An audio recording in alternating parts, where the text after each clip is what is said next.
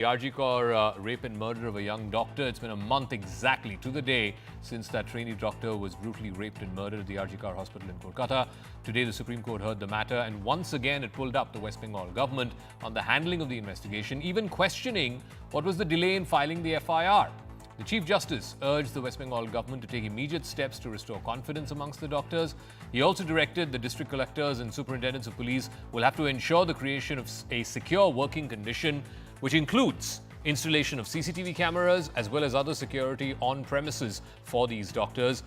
Meanwhile, on the defensive, the West Bengal Chief Minister Mamata Banerjee has alleged that the calls for her resignation are a conspiracy by the centre and the left parties to destabilise the government. The BJP has demanded that the call records of Mamata Banerjee, the Kolkata Police Commissioner, and the ex-principal of Arjikar Medical College, Sandeep Ghosh, be made public to get to the bottom of this alleged conspiracy. As protests continue amid a national call for justice, the BJP says Mamata Banerjee's position as Chief Minister is becoming untenable. The TMC Supremo is also facing questions from within, with TMC MP in the Rajya Sabha Jawhar Sircar writing a scathing letter to Mamata Banerjee yesterday and questioning the Chief Minister's failure to intervene and quell the public anger around the Arjikar case. He said that he will quit Parliament and politics altogether, and now he's joining us live on Brass Tacks. Thanks very much, Jawhar Sircar, for joining us. You have said in that letter that you will resign from the TMC as your member, as a member of Parliament, because you have primarily said that you were pretty upset and disgusted by the manner in which the state government responded, or the lack of it, to the Arjikar protests. Can you elaborate for our viewers what specifically you found lacking in the response of the state government to the doctors and their protest? See, it's about a month since the agitation is going on. Okay, I wrote about it on the expiry of 1 month.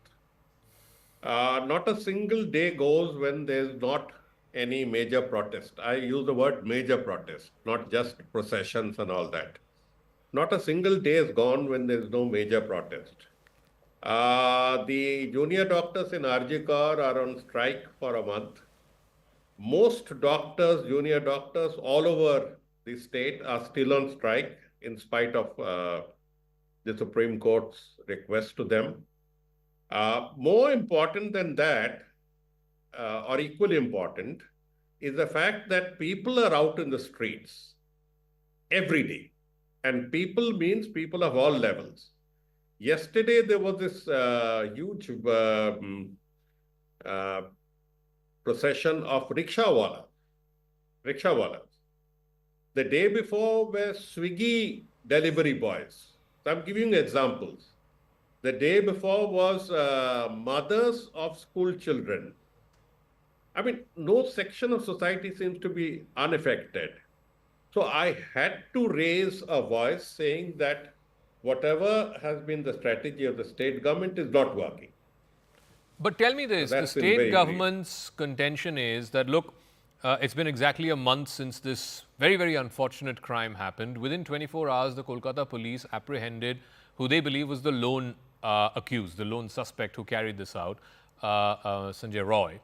And then it's been 3 weeks plus since the CBI took over this case, and they've not made one new arrest in this case. Yes, Sandeep Ghosh has been arrested, his associates have been arrested for corruption, not for the rape and murder of the junior doctor. So what more would you have them do? This is the question that the state government and the TMC representatives are asking. So what more can they do, and should they have done? That's perfectly factual, and they have to give it, the CBI has to give a report. You see, I have written in the letter that while a large section of the angst is against the case, the anger is that justice must be done and things like that, there are distinct components. One refers to who actually raped and killed. That's a point that's under inquiry of the CBI.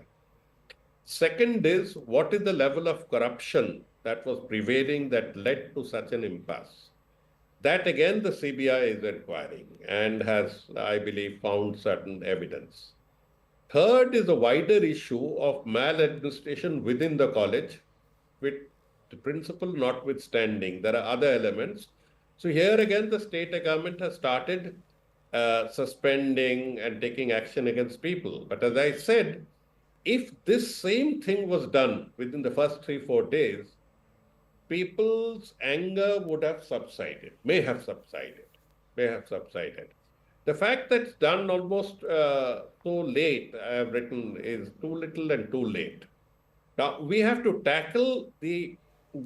confront the reality of people coming out on the streets.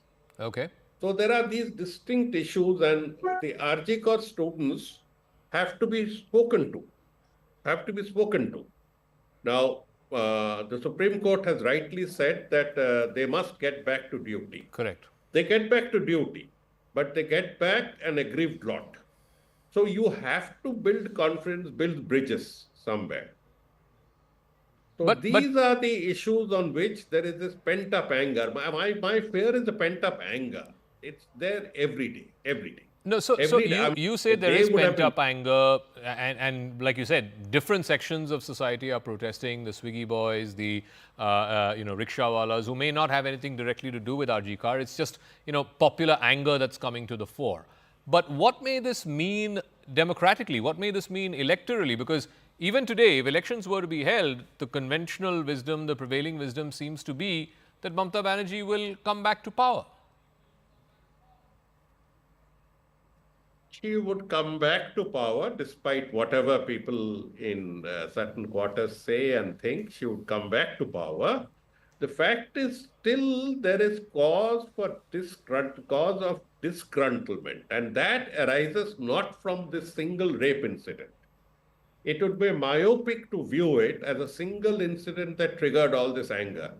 The general angst is against the lifestyle of these many of the political chaps. Now, I have made it very clear that I have seen worse corruption in other states. But when I ask somebody, let's say in Punjab, let's be more specific, they say, but it's there for the last 70, 80 years. It was there during Pratap Singh Kairo's regime. Bengal, unfortunately or fortunately, has not gone through such learning experience. So there's a hyper anger and hyper emotionalism about the fact that if I have to go for this, I have to pay money. If I have to do this, I have to pay money. Somebody comes and does dadagiri here. Somebody steps up a stall there. So there is a general frustration that needs to be reined in. You see, I am not speaking against the TMC as such. I am speaking for the rectification of the TMC's attitudes and policies. That's all. Because I know for certain, I have said that I am not going to be political and I'm going to stick to it. Because I find that I am completely misfit in it. Okay. I found within few months that I'm a misfit, but I decided to carry on for the greater cause of raising several major issues in Parliament. All right, we'll leave it at that. Let's see how this plays out, Mr. Sircar. Thank you for joining us here on Brass Tacks.